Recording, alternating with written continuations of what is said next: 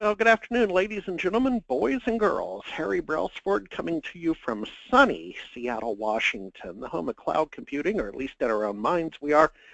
And today we have quite a large crowd, by the way. Pretty exciting that we're going to have a business conversation.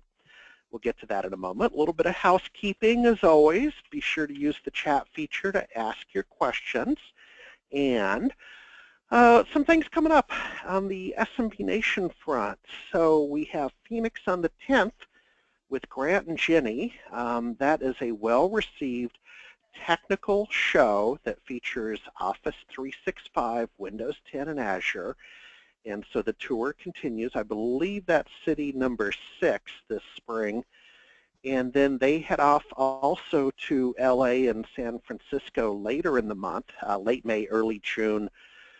So we'll, of course, be getting you updates on that. But if you're in the Phoenix area or you would like to go to Phoenix, that is on the 10th.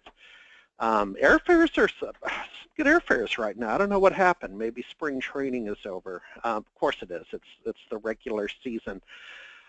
Keep your eyes on SMB Nation. As always, we're constantly making some improvements that you'll start to see some additional content on May 1st and some additional messaging. So we're right around the corner on a new wave of, I guess I call it upgrades, if you will.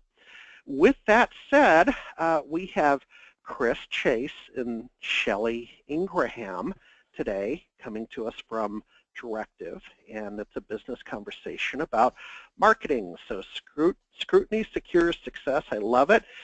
Chris, why don't I start with you? Good afternoon, sir. It's well into your afternoon, right? You're over on the East Coast? Yep, it's about 3 o'clock here, so how have you been? Well, how would you like to proceed? Because I think Shelley might have drawn the short straw today, so she'll be doing the presentation, and you and I will be able to bug her. Yep. Shelley's one of our virtual marketing managers here at Directive, and she helps clients with this process every day, so I figured she'd be the best one to present it. And this is how, she's trained her staff and documented how we pull these leads, and what we do what we call Google stalking. Actually, pretty encompassing term because we're also using LinkedIn and Facebook and any other sources we can get our hands on. But as a quick way to sum it up, we call it Google stalking. So, so my name's Chris Chase. I own Directive, which is an MSP in upstate New York, and we've always done computers and marketing for our local clients here. And in 2008, we started the Zoom Connect side of the business, where we wrote this application. Zoom Connect's actually multifaceted. So we have an application that integrates websites with ConnectWise. So a lot of ConnectWise partners like using our stuff. But we work for any MSPs. Doesn't matter what platform you're using, what PSA you're using, or what RMM tool you're using. But we started providing a lot of different services around Zoom Connect and the marketing platform that we built for ConnectWise. And we do things ranging from websites to SEO, pay-per-click blogs, newsletters, case studies. It's a pretty big list. We do everything from even commercials and videos for clients. So we're kind of I guess the best way to put it is we're a marketing agency for MSPs. And one of the things that we have to do all the time is help customers generate lists to use in their marketing.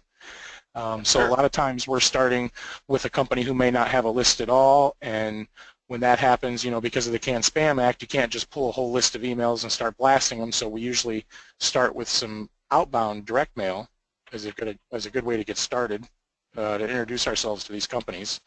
And we're very much not a fan of your typical kind of buy a 1,000 or a 5,000 list of people and just kind of throw marketing at it and hope sticks to the wall like spaghetti, right?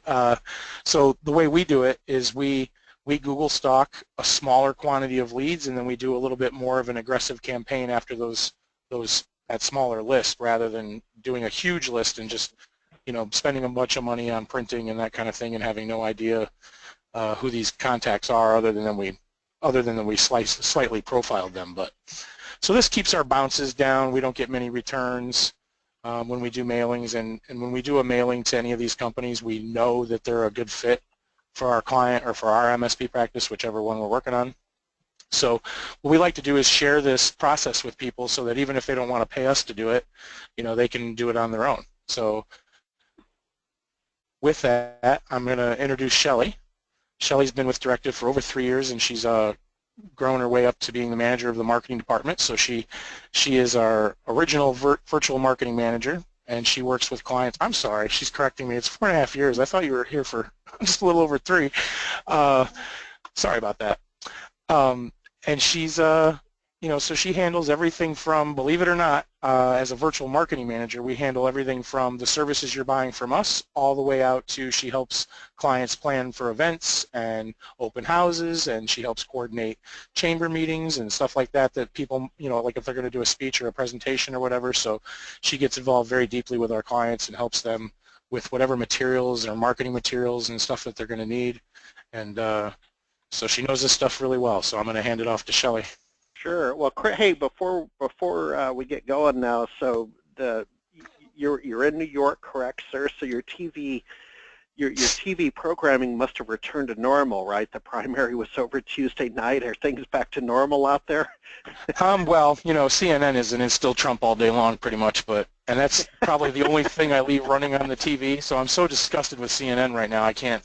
There must be no other news going on. Like we have clients in Houston flooding, and you don't even hear about it on the news because, Trump. I hear you. Well, unfortunately we lost Prince, the singer, today, so that'll give us a break in terms of that coverage. But Shelly, welcome aboard. Let's get going.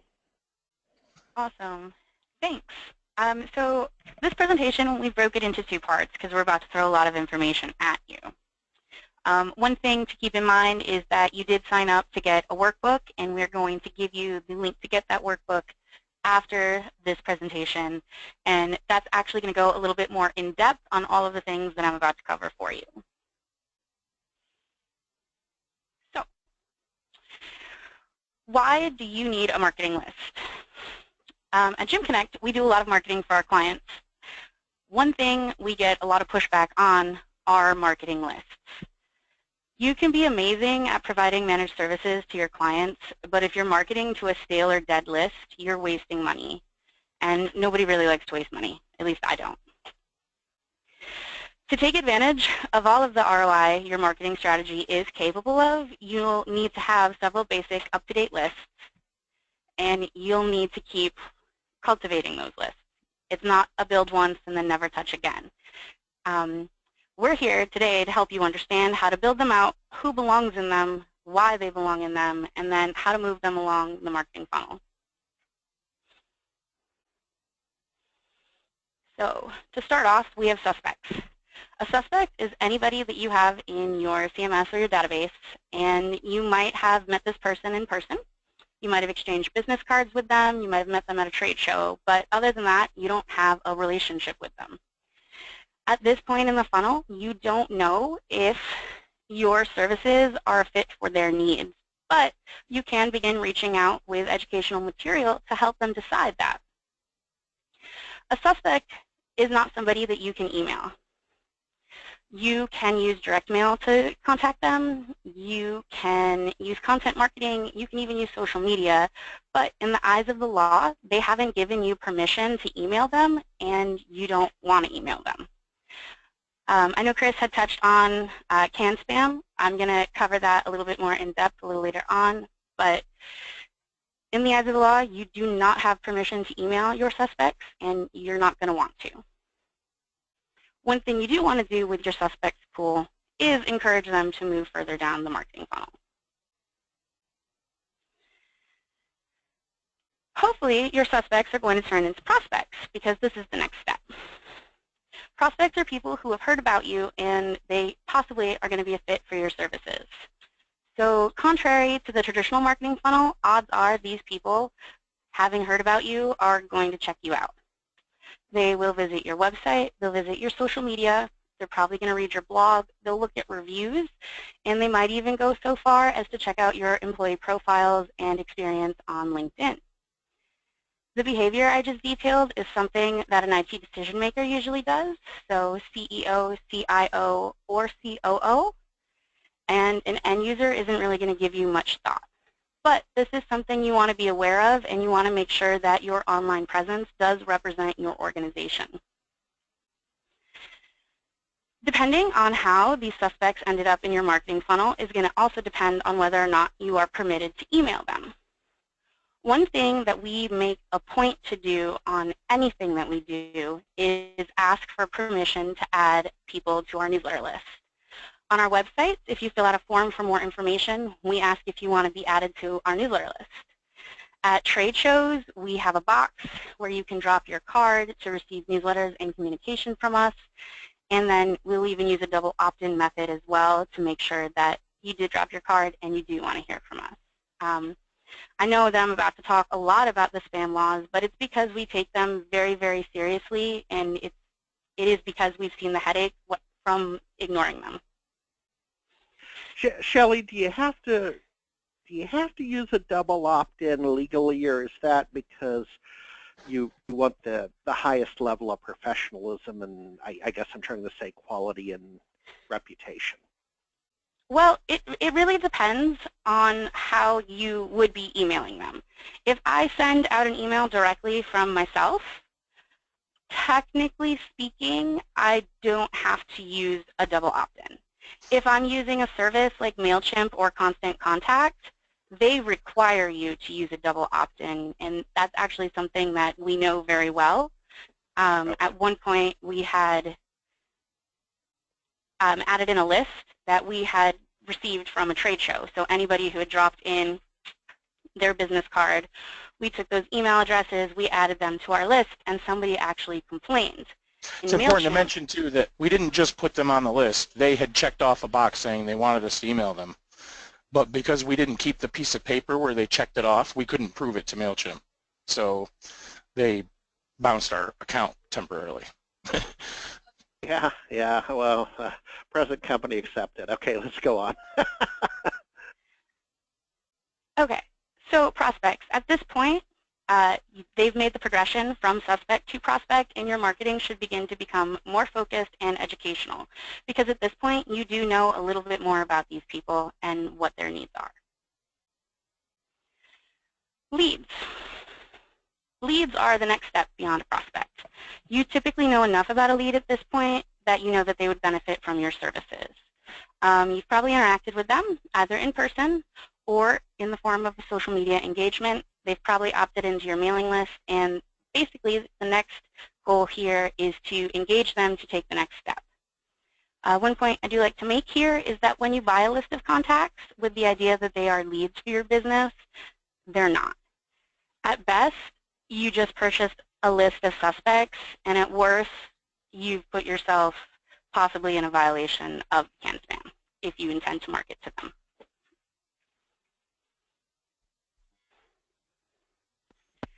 Opportunities. An opportunity and a lead are pretty similar, but an opportunity is generally much warmer. They're already engaged. You know that they need your services and they're looking to buy, but they need something to persuade them to cross that line. This is generally a great time for your sales team to reach out. They can reach out with a phone call. We like to drop some direct mail over to them, maybe with a brochure, a case study. You want something that showcases your value. So a case study, a white paper, even a testimonial from a current client are great.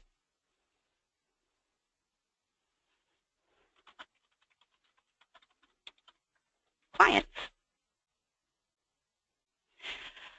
A client is going to start somewhere in your funnel because few people show up at your door ready to buy. They may have come in as a suspect and your marketing has moved them forward, or they came in as a lead, but the one thing that people need to keep in mind at this point is this is not the time to stop engaging with them. A lot of times the assumption is that when you have a prospect turn into a client and they've signed an agreement to move forward is that you don't have to continue marketing to them. You do. If you aren't telling your clients about your new service offerings, how are they going to find out about them? Your clients are expecting you to tell them about software vulnerabilities. They're expecting you to tell them about hacks and upgrades, anything that they need to know. And it basically comes down to the point where if you're not educating them, somebody else will. Because so much is done in the MSP world behind the scenes, you need to constantly remind them of your value. Additionally, clients are also really great to get feedback from about your marketing, about your sales, your services, and any ways that you could go about improving them.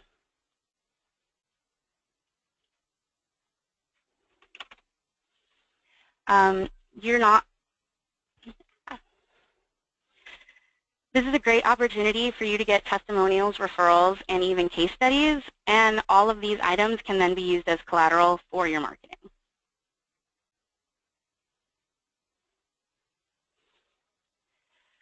So I keep referring to spam laws, and it's finally time to talk about them and wrap up this section. I'm not a huge fan of acronyms. I can never remember what they mean, and this law, unfortunately, has quite a name, so we should be super thankful that they gave us a super easy acronym to remember it with. CAN spam. Very easy, clearly rolls off the tongue. CAN spam is short for the Controlling the Assault of Non-Solicited Pornography and Marketing Act of 2003. And this was pushed and passed as the federal law in the United States. Most countries also have their own versions of this law. CAN spam is a direct response to the growing number of complaints over spam emails, and it defines a commercial electronic mail message as any electronic mail message, the primary purpose of which is the commercial advertisement or promotion of a commercial product or service, including content on an internet website operated for a commercial purpose. If I send Chris an email out of the blue that says, hello, and only hello, he might mark it as spam if he has no idea who I am, but I'll probably be all right. If I send out an email to 1,000 people who have never heard of me that says, hello, please check out my service, and of those 1,000 people, 999 people mark it as spam, it'll be noticed. The more spam reports your domain receives, the higher the probability of being blacklisted or banned. And if you're using a third-party service to do your mailings like MailChimp or Constant Contact, at this point, they can revoke your right to send using their service. I know, for example, MailChimp has a 2 strikes and you're out policy, Constant Contact as well. CAN spam basically restricts who can receive commercial emails, which is why we have talked about, double opt-in, making sure that you are asking people if they want to receive email from you anytime you contact them. Each email that violates the law can carry a potential fine of up to $16,000 per email. They even offer jail time as a possibility, but it's probably unlikely that you're going to be arrested, but it will negatively affect your business down the line.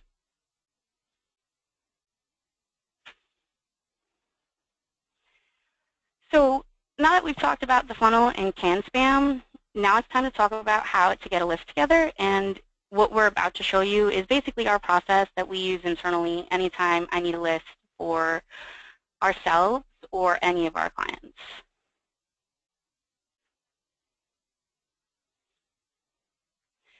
So the big question is, should you pay for a list? And Chris has kind of already explained our feelings on the topic, but we strongly, strongly believe that a list is only as good as the amount of time you're willing to spend on it, and that a list that has been grown and cultivated within your business will give better results. We do also understand, though, that you have to start somewhere, and if that includes buying a list, there are a couple of things that you can do with the list that you've purchased to make it usable. It's super important to remember that paying for a list is also and can be quite expensive, and that just because you paid money for this list doesn't mean that you've saved time and money. You're still going to need to take that list and make sure that it's usable. A great way to start is to ask yourself, is the business on this list still operational and in my service area? Just because you purchased this list of businesses doesn't mean that they're still open, and it's definitely something that you should consider before you even start marketing them as suspects. You can then ask yourself, do they have need of my services? If you purchase a list and your intended market are dentists and you get a list of lawyers, you could move forward marketing to lawyers, or you might say to yourself, I don't really want to work with lawyers. They might not need me. The next question we like to ask is, are you able to find a point of contact and a mailing address? Because you've just purchased this list, you're going to have to look at them as someone that you cannot email. So you are going to have to direct mail market to them.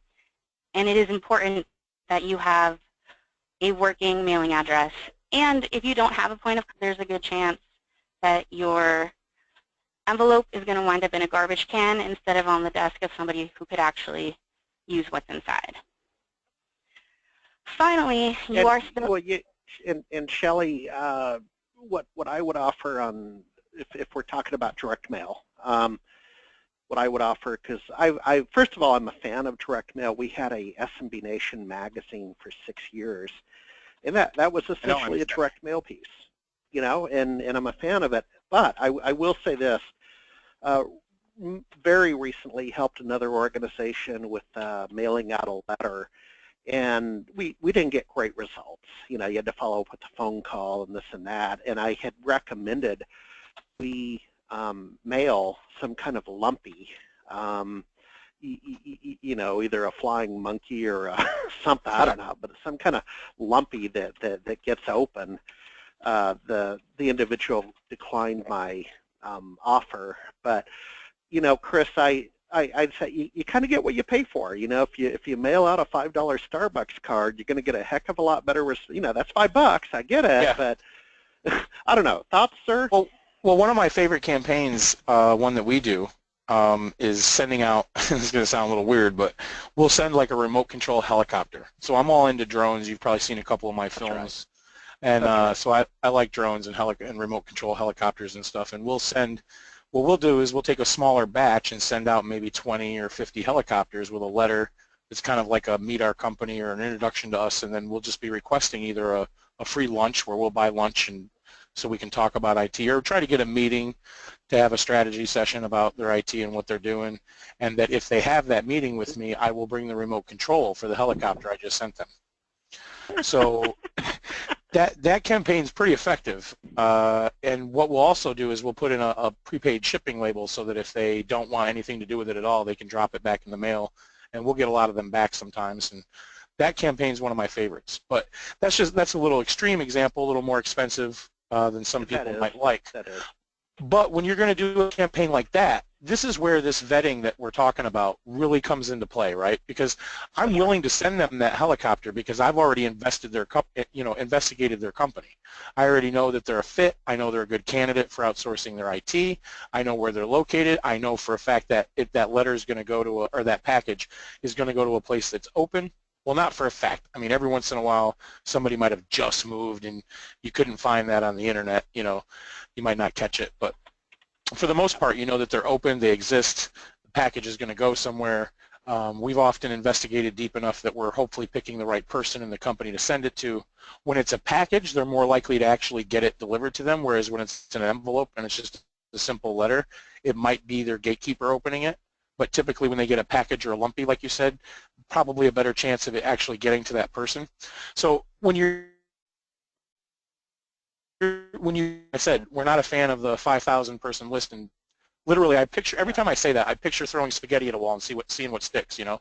That's right. So this way I feel like we're really sending them a valuable piece. They're likely to get it, and it's likely to go to the right person. So if you're going to do a little advanced marketing like that, whether it's a lumpy or something special like that helicopter campaign, then this is definitely the better way to go. And certainly not just mailing them. I mean, we have a campaign we run. I forgot what we call it, Shelley. Do we call it a Meet the Company campaign? Is that what we call it? Yep, Meet the Company. So this campaign's actually 6 touches. You know, it's a letter, a postcard, a letter, but then we also toss in a printed newsletter, which we also provide. And then we hit them with another postcard, and we hit them with another letter, but that one's got a case study. So we're sending them a bunch of stuff over time. We've also followed that up with phone calls and calling down on those that we've sent out. And then we also then, even if they didn't bite during that initial 6-touch campaign, then we move them into another end of our marketing funnel where they're still getting touched, but maybe not quite as aggressively. And then we'll space out their newsletter, like maybe we'll start sending them to them monthly for a little while, and then we'll drop them to every other month, and we might drop them to every quarter. But this is our way of just staying on the top of their mind, because you never know. A lot of people are already in a contract and they're not ready yet anyway, so they're not even a buyer, but you want to be on their radar so that when that contract ends, you know, you can reach out to them. So one of the questions we ask often when we get them on the phone, if they're in a contract, is, you know, when is your contract over? And then we'll schedule following up with them, you know, a good couple months before that contract ends. Shelley, I have a question. I'm monitoring the chit chat over here. So the question is, before sending a first newsletter to existing clients, do I need to get them to opt in? And I think we're talking postal here. For direct mail, you do not. Under the CAN-SPAM law, there is implied consent. So if somebody is a current client of yours, you are able to communicate with them both through email and direct mail. That goes for as long as they are an actual client, and then up to 6 months after they've left you. Okay. But for postal, you don't need any permission whatsoever. So at the end of this, if you guys want to see what our print newsletter looks like and how we do that, we'll be glad to show that to you. But we have a four-color, four-page professional newsletter that we create for our clients and for ourselves. And quite often, we might even start up our first communications with a company by just sending them our newsletter. And then after 3 months, one of my favorite things to do is just 3 months into the newsletter, give them a call, see if they're getting the newsletter, see if they're getting any value from it, see if they'd like to, a topic they'd like us to talk about, see if they have any other friends that own businesses they think might be interested in the newsletter, and get permission to, you know, or get their information or have them forward them a page where they can sign up for it. And that's a great touch. So then you're not calling to sell them on your services or sell them an appointment, although you might be angling for that a little bit in the back end, kind of, but you're just calling to see if they're getting anything out of this great free resource that you're sending them. So we often use that as an opener, even not just the, you know, the Meet the Company campaign and that kind of thing. So newsletters are great, especially printed. And the beauty of that is that nobody's using printed anymore, so you stand out, especially if you've got a regular one going every month. And I mean, think about it. If you get a monthly newsletter from a company, you're amazed just that they get that done every month, right? Because you already know how hard it is. You already know that maybe you've tried it and you weren't successful at it. So they're impressed just by the fact that you're getting one out every month. So it's a great start, and you stand out because everybody does electronic newsletters now. One thing I do like to mention while we're talking about paying for a list, before I move on, is that several months back we had a client who was looking to break into the dental market, and he needed a list because he didn't know who to market to. Before we tried to purchase a list for him, the team decided that we were going to try to find another way to compile a list of local dentists. Using the internet, we were able to find a website called Dentist Finder, and we were able to compile a list of dentists, which we could then vet using our predetermined criteria. One of the great things about doing industry-specific lists are that there's probably a free database out there that you can use to pull people from in your area. The same goes for most larger cities, and even smaller cities generally have a business associations list, and you can find that for free online as well. We did wind up cultivating a list for that client that was current, it was extensive, and it was free. So while these sources of content can take a bit more work to find, they're definitely worth it. Yeah, and one other, I really love that tip, Shelley, that's a good one. But one more thing that you guys can use, if you go back one slide, Shelley, we've got a list there on the bottom right of some of the paid sources. And we use net prospects. We pay for their service, for example, when we go there. But what we'll do is we'll take our company, our profile of our client, and we'll put it in there and get back a list. And that's where you'd normally buy that list of 1,000 or 5,000 or whatever, right? But we get back a partial list, which gives us enough information that we can, and the nice thing about that list is that it's given to you by what criteria you've given them. So you're actually putting in SIC codes, you're putting in the size of the company, their revenue, their location, etc. So it's not super in-depth, but it's a pretty good start. So we'll start going through that list, and it gives us enough information that we can tell what company, and that's when we'll go Google stock that company, make sure they're a fit, and then we add that one to the shopping cart, and we get another one, and we do that till we get about 50, and then we'll put them in the shopping cart, we'll purchase that list and download it. So we still use those services, we still pay for the leads from those services, or I should say sources actually, or prospects, but we like to Google stock them because we'd rather not just, you know, do the spaghetti trick. So we're not a fan of spaghetti here at Dream Connect. So now we've briefly talked about businesses that meet your requirements, businesses that would benefit from your services. The big question that we get asked is, how do you find these people? We find these people because we define what our ideal client is. Basically, your ideal client is your dream customer. In a perfect world, what features would this customer have? A lot of businesses get hung up on the idea that they'll service any client anywhere. They don't like to restrict themselves. And that might be true, but in terms of marketing, it's wildly unrealistic, especially if you have no defined marketing strategy or a very tiny budget with which to do the marketing. Determining your ideal client doesn't mean that you're not going to work with someone who doesn't fit into that description. It just means that the majority of your marketing budget is going to be focused on someone who meets some or most of those characteristics. So how do you find your ideal client? We like to pick an industry that we currently service, and we list all of the clients that we're currently working with. Narrowing down a few groups that you're familiar with, and if you have built strong positive relationships with them, is really helpful down the road, because then it's going to make it super easy for you to answer the next questions. What is their size and what is their location? One thing I like to bring up here is that you need to have a defined service area. So you might be willing to travel 50 miles, or you might be willing to travel up to 2 hours. You know, it really depends on where you're located. If you're in a rural area versus a very large city, you know, your service area might be 3 blocks if you're in New York City, because that's all you need.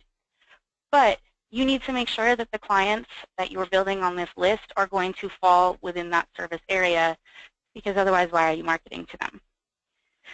The next question we like to ask is, how many workstations or servers do these current clients of ours have? That lets us know what we can handle. What do these current clients currently buy from you should then be your next question. Knowing the services that people are currently purchasing from you makes it really easy for you to look at them by industry and then decide to send a targeted mailing to them. What is the average revenue that you make from these people? Knowing how much revenue you pull off of a particular client in a particular industry lets you know what other people in that industry might be able to do for you down the line. So taking the size and the location, the workstations and the servers, what these people currently buy from you, you can then say, you know, I work really well with architects. So when I go to build a list, I'm going to build a list of architects that are within 50 miles of me, of this size, and they're possibly going to need these services. It makes marketing a lot easier. One other thing we like to add here is that, are there any special products that you'd like to sell more of to a particular type of client, something that's going to benefit them? And it's really important to remember that these items should go in order of importance. You don't want to put something that isn't super pertinent as the most important demographic. And once you've outlined these basics, you get to move on to the vetting process.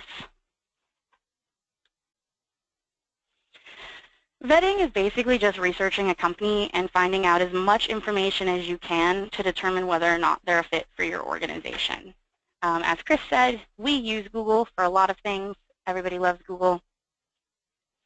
And you can't skip the vetting process. Just because somebody meets the criteria that you've laid out as your ideal client, or you think they meet it, if you haven't gone through and actually made sure that they meet it, you don't know. And again, you don't want to be wasting your money. The first thing I have my team do when we're determining whether or not a suspect is a fit is to Google them. And like I said, it might seem silly, but it really does give you an idea of what's going on inside that organization. The first two super important things that we look for, and we found through marketing for some of our clients that this does get looked over, is, are they operational? Just because 3 years ago when you built your list, this company was in business doesn't mean that they are still in business now, and you shouldn't be marketing to them if they're not there. It's very important to make sure that they are still operational. The next thing we look for is where are they located. Like I said, as an MSP, you are probably willing to travel to an extent, and knowing how far really depends on many factors, but it's really up to you to determine that. But you want to make sure that these people are inside an area that you are willing to go to. And then we go over the basics. Does their website look like a GeoCities website from the mid-90s? Do they have a website? Do they have a social media presence? Are they hiring? Are we able to find current staff on social media? You know, are they engaging with the world at large? Or do they just have a website up that hasn't been updated in a while? You know, you really can tell a lot from a website. And once you're satisfied that the contact that you did just begin vetting has the potential to be a fit, you're ready to move on to step 2. And this is where you take that ideal client profile that you've built and put it to work. Different companies will have different desirable traits, and we've picked a couple of the common ones that we always consider and how to find them to go over now. So we generally take a look at the industry our suspect is in, and we ask ourselves, like I said, is this an industry we have experience with? Is there anything about working in this industry that we have reservations with? I know a lot of MSPs don't like to work for lawyers, but you know, lawyers need help too, guys. The next thing we like to do is determine the size. The majority of the businesses that we interact with don't have the exact amount of employees that they have noted online, but you can estimate that using their About Us page. If you go to LinkedIn or Facebook, you can look and see their company profile. You can see how many people say that they work at this company, and you can estimate from there. The next step is to find your point of contact. This is the IT decision maker. So that's probably going to be the CEO, the CIO, the COO. These are the people that we mentioned earlier who are likely to check you out before moving down your funnel. Because you're likely using direct mail to reach out to these people, it is super important, like I said, to have a name with an address to reduce the chance of being discarded as junk mail. Like the company size, you can find this information on the About Us page on their website. A lot of websites have it in the footer. You can find this information usually on LinkedIn, on Facebook. One bonus thing we like to look for when we are vetting a company is to see if they're hiring for IT. This generally tells us 2 things. 1, they might be growing, and 2, they might be unhappy with their current IT solution in some way, so that's a possible in for us. Understanding how you might fit into their operations as well is very important. You know, what do you have to offer these people? What possible services are they likely to benefit from? You know, do they have multiple offices? You know, healthcare providers need network security to remain HIPAA compliant. It all plays in.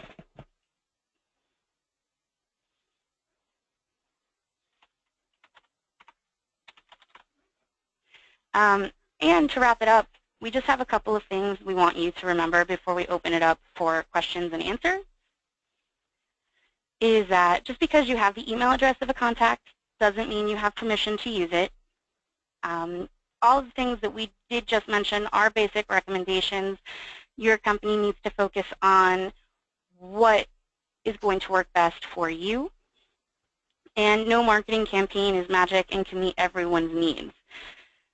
You can follow the funnel, you can follow everything that we've outlined to you, but at the end of the day, if you're not seeing results, you need to be able to track what you're doing with these lists and then be able to market to them again and again if necessary to get the results that you want. All right, so if they'd like to download the workbook, I think the next screen shows that, right? Like where they can go to get that? Oh, yeah, sorry.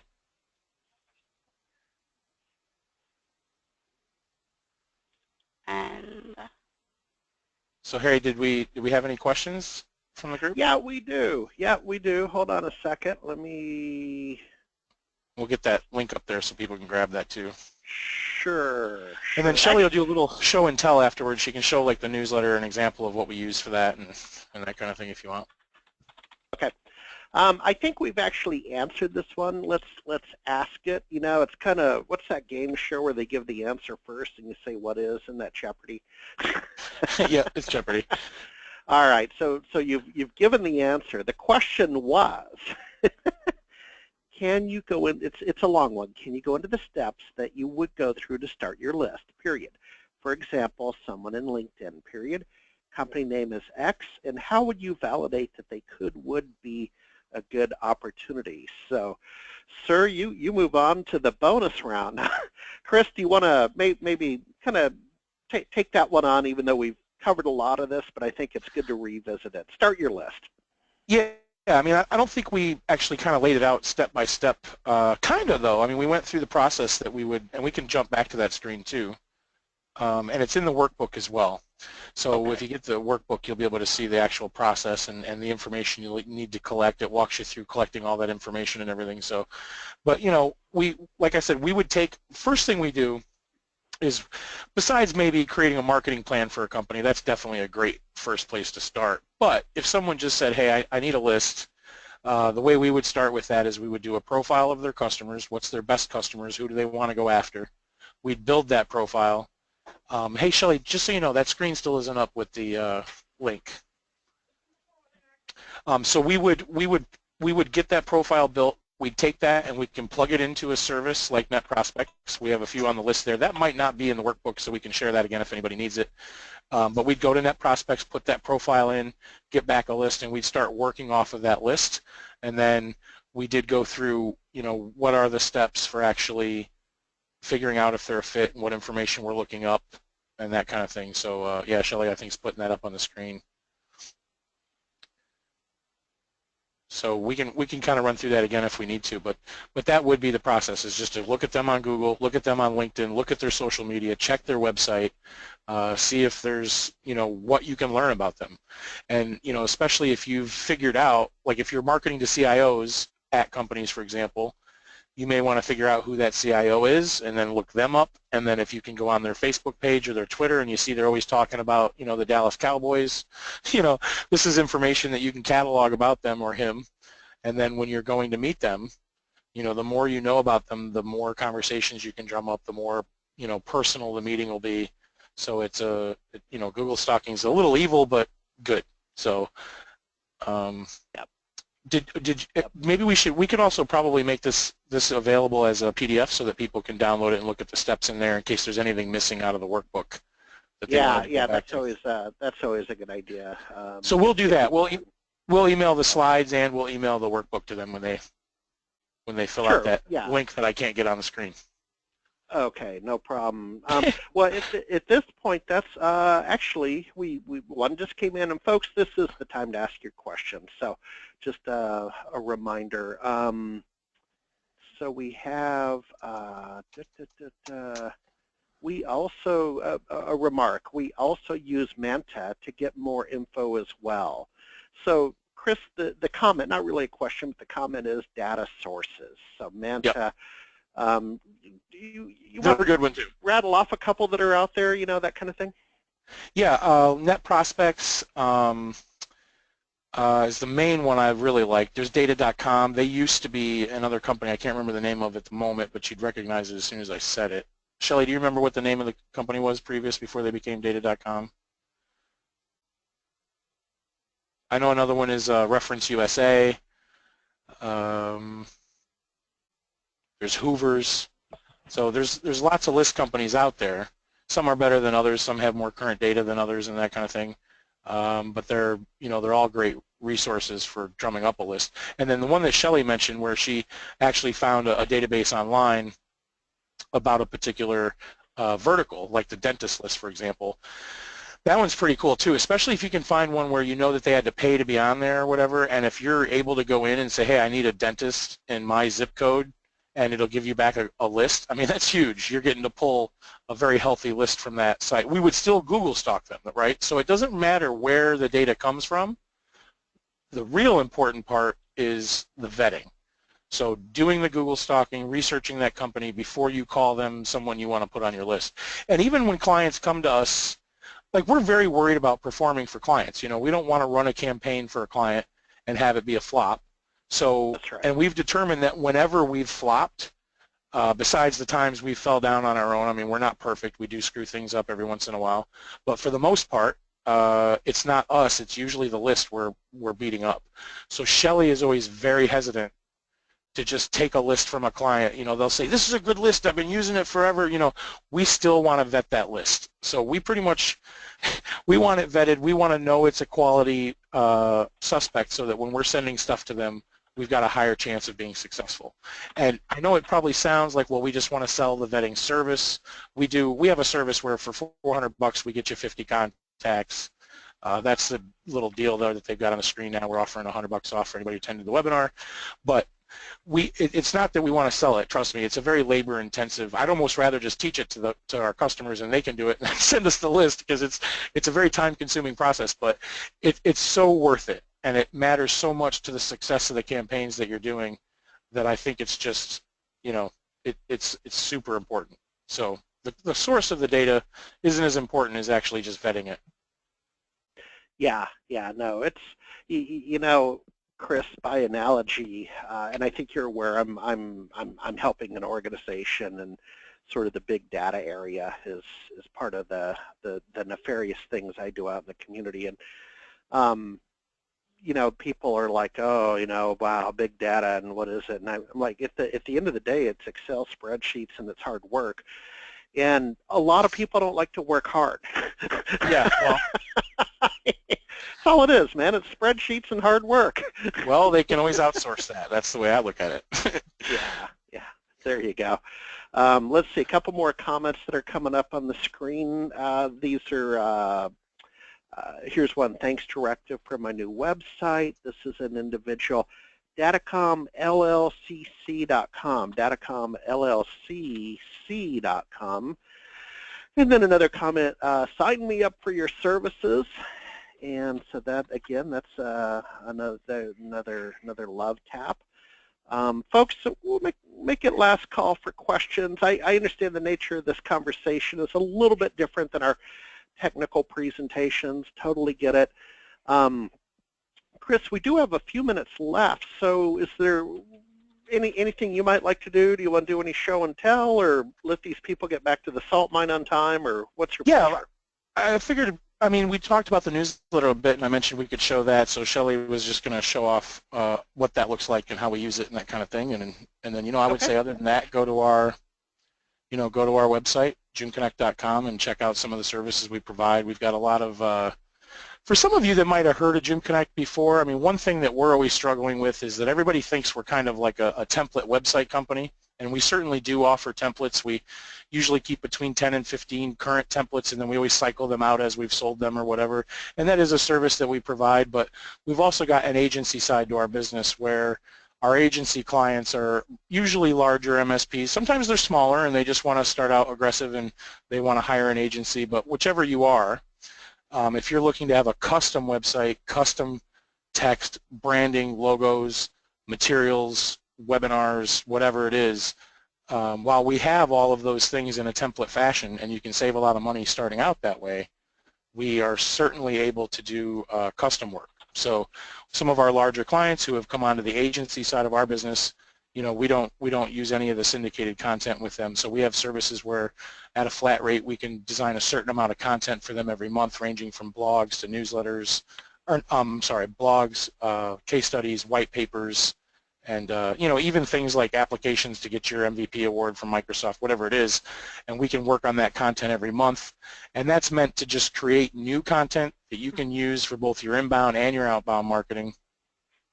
And as you build that library of content, you can you totally keep recycling that and using it over and over for different campaigns, and really design the message wrapped around your specific skill sets, a specific vertical you want to attack, whatever it is. So if you're sending someone if you're going after dental offices and you use just our syndicated content, we have a service, for example, where we blog for you 3 times a week, and that content, because it's syndicated, is typically, focused at small businesses in general.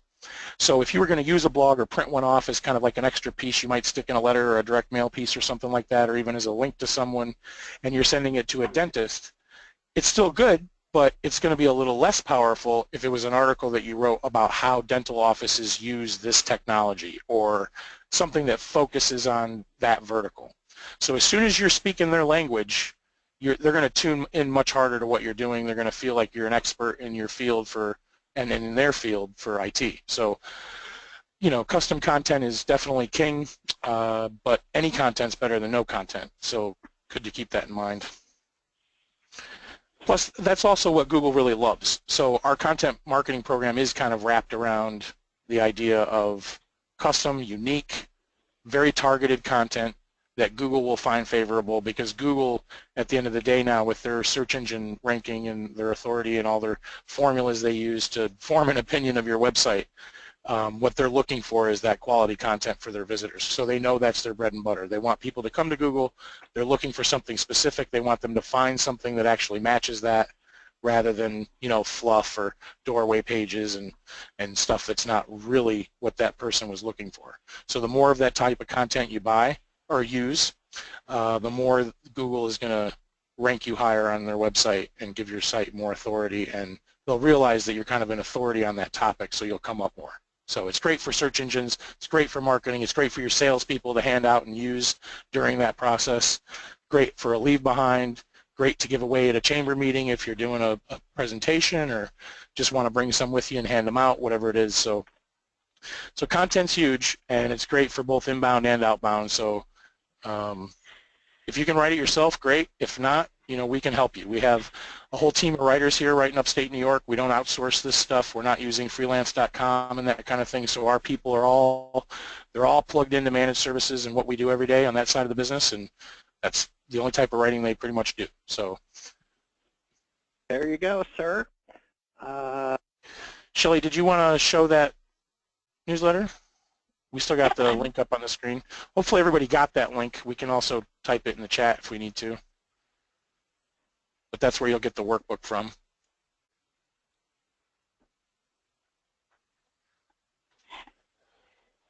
Let's go ahead and do that, and then there will be a follow-up email from our side, the SMB Nation side. So Ginny, if you could make a note to modify the thank you email with that. The question we have, by the way, is get a copy of the slideshow. Chris, what's your pleasure on that, the slide deck, to have people sign up at your link and you'll get a slide deck? Yep, if they go to that link, we'll send them the workbook and the slides. So we're gonna we'll turn it into a PDF. We weren't gonna do that, but we'll turn it into a PDF right after this meeting, and then we'll include that with the workbook. Okay, about 4 minutes left. Okay, so what Shelly's showing on the screen here, sorry, Charlotte's sitting right next to me. What Shelly's showing on the screen here is a copy of our printed newsletter. So we do both. We do an e-newsletter that we send out every month, give you an idea of what this costs for us. This is one of the services you can get on top of your website or whatever it is, and we do an e-newsletter. It's $150 a month, and then if you also want a printed newsletter, it's $100 more per month. So then you end up with an e-newsletter and a printed newsletter, and then what we do is we put anybody and everybody we can get on the e-newsletter, and then we use the printed newsletter for our best customers and then our prospects. So we'll use them in marketing campaigns. We'll, our best customers get it every single month.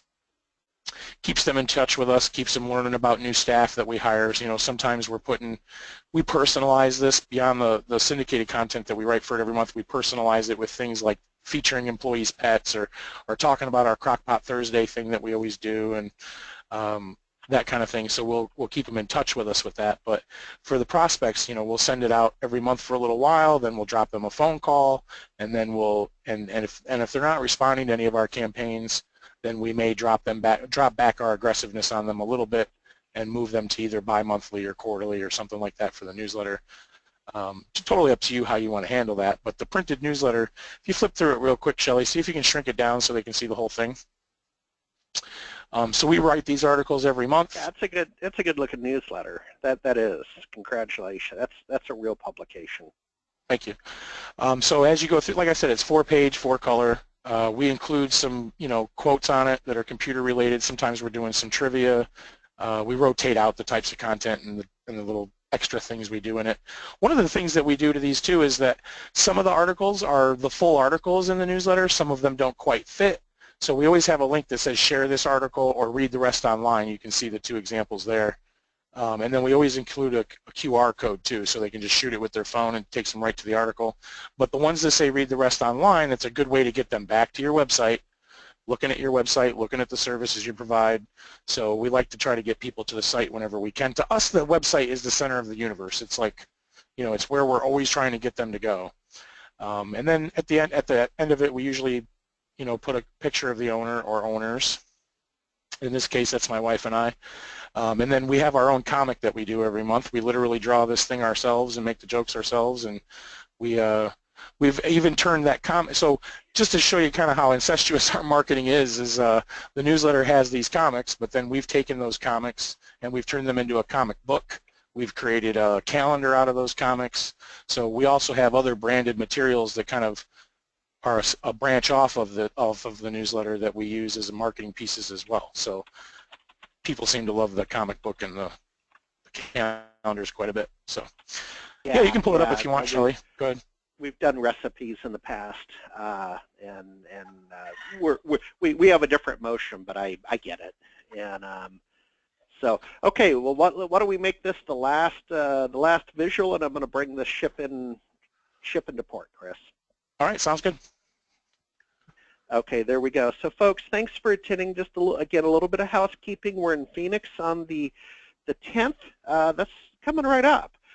Grant and Jenny will be there with a technical day of activities, complimentary lunch over in Phoenix. And so it's Azure, it's Office 365 and Windows 10. Then we're down in LA and San Francisco late May, early June. Of course, we'll be communicating about that with you. You can always go to smbnation.com, click over on the Roadshow icon over on the right, and learn more about what we have going on. I want to thank Chris and his team today. That was great, Shelley. Thank you so much. And folks, thank you. We are at time, so back to the salt mine. We'll see you next time. Thank you very much. Have a great day. Thanks, Harry. Goodbye, everybody.